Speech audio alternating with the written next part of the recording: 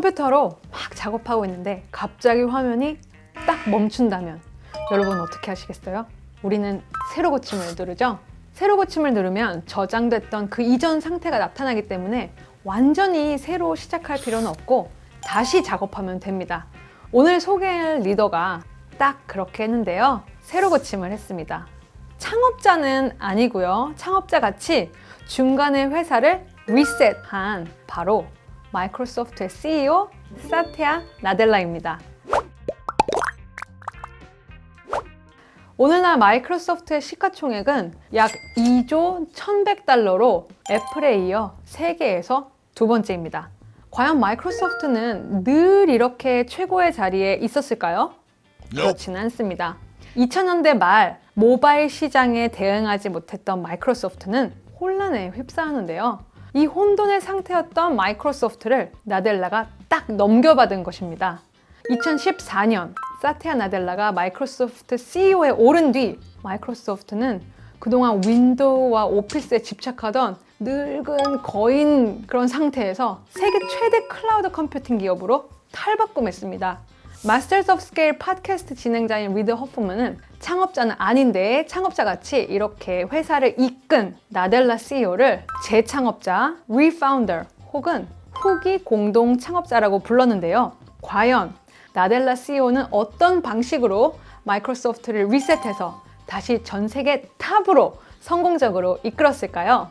나델라가 제일 처음 한 것은 회사의 목적과 사명을 재조명했습니다. 그 과정에서 그는 마이크로소프트를 뼛속 깊이 박혀있던 안 좋은 문화를 리셋했습니다. 나델라가 CEO가 되기 전 마이크로소프트 문화는 엄청 딱딱하고 정량적이었어요. 정이 없었죠. 가장 대표적인 것은 스택 랭킹이라는 것인데요. 이건 뭐냐면 팀원들이 서로 막 경쟁을 시켜서 한 명은 fail, 한 명은 성공 해서 한 명 성공한 사람한테만 보상을 팍팍 밀어주고 나머지는 약간 비난하는 그런 분위기로 가는 것이었는데요. 이런 잘못된 문화 때문에 권력이 우선시되고 내가 아이디어가 있어도 말하지 못하는 그런 상황까지 가는 거예요. 결국 혁신을 못하게 되는 분위기가 만들어지는 거죠. 하지만 나델라가 CEO가 되고 나서부터 마이크로소프트 회사는 모두 함께 성장하는 문화로 바뀌었습니다. 완전히 문화를 리셋한 건데요. 그 결과 마이크로소프트는 혁신적인 회사로 탈바꿈했습니다. 이 어려운 문화를 바꾸는 일, 나델라는 어떻게 했을까요? 그의 리더십 비밀을 알려드리겠습니다. 나델라가 가장 강조하는 리더의 덕목은 공감과 케어입니다. 특히 팬데믹으로 인해 많은 것들이 변하고 사람과 사람 사이의 연결이 단절됐는데요. 나델라는 지금 리더의 공감이 그 어느 때보다도 가장 필요하고 케어가 모든 것이 됐다라고 주장합니다. 이제는 하이브리드 시대입니다. 하이브리드 시대의 특징은 유연성인데요.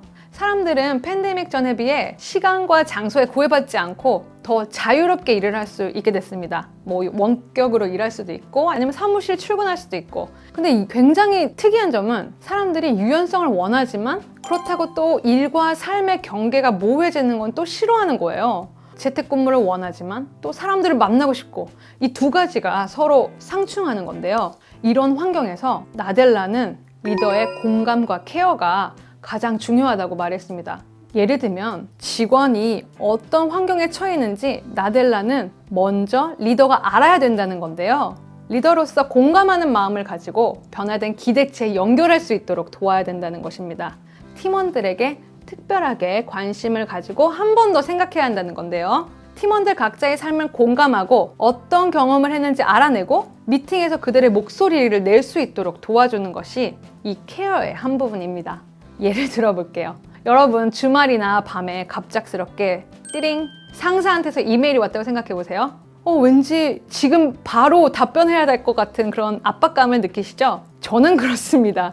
근데 나델라 CEO는 이렇게 늦은 시간에 온 이메일, 상사나 뭐 동료 직원에게서 이메일을 받았어도 그 이메일에 답변하지 않아도 된다는 그런 문화적 규범과 기대를 정해서 모두가 부담감을 느끼지 않도록 해야 된다. Don't worry, 괜찮다는 거죠. 그런 규범이 세팅되어 있으면 좋다는 거예요. 직원의 웰빙도 회사의 생산성 중 하나라는 거죠. 이렇게 리더가 상대의 필요를 들어주고 충족되지 않는 필요에 공감하고 노력하면 서로에 대한 신뢰가 쌓입니다. 신뢰를 쌓는 것이 새로운 문화를 만들 수 있는 그 기반을 마련합니다. 저는 사티아 나델라 관련된 CEO 인터뷰를 많이 봤는데요. 볼 때마다 정말 마음이 따뜻한 사람이구나. 참 저런 CEO가 있으니까 회사가 승승장구하는구나 이런 느낌을 받았습니다. 나델라가 상대를 공감할 수 있는 특별한 계기가 있었다고 하는데요. 지난 2월 그는 태어날 때부터 뇌성마비를 앓았던 26살 아들을 잃었습니다. 아들이 뇌성마비로 태어나자 그는 나에게 어떻게 이런 일이 하면서 세상과 신을 원망했는데요. 그렇지만 그 장애가 있는 아들을 키우면서 나델라는 공감 능력을 배웠습니다. 공감력은 공부해서 배울 수 있는 게 아니거든요. 이 감정은 기술과 도구보다도 얻기 힘든 덕목입니다. 이 공감 능력이 마이크로소프트 경영에도 큰 도움이 됐다고 합니다. 다음은 나델라의 책 히트 리프레쉬에서 나오는 내용입니다. 인생의 덧없음을 진정으로 이해할 수 있다면 마음의 평정심을 찾을 수 있다. 삶의 오르막 내리막에 대해 너무 흥분하지 않을 수 있다. 그런 후에야 주변의 모든 것에 대해 더 깊은 공감 능력과 동정심을 가질 수 있다.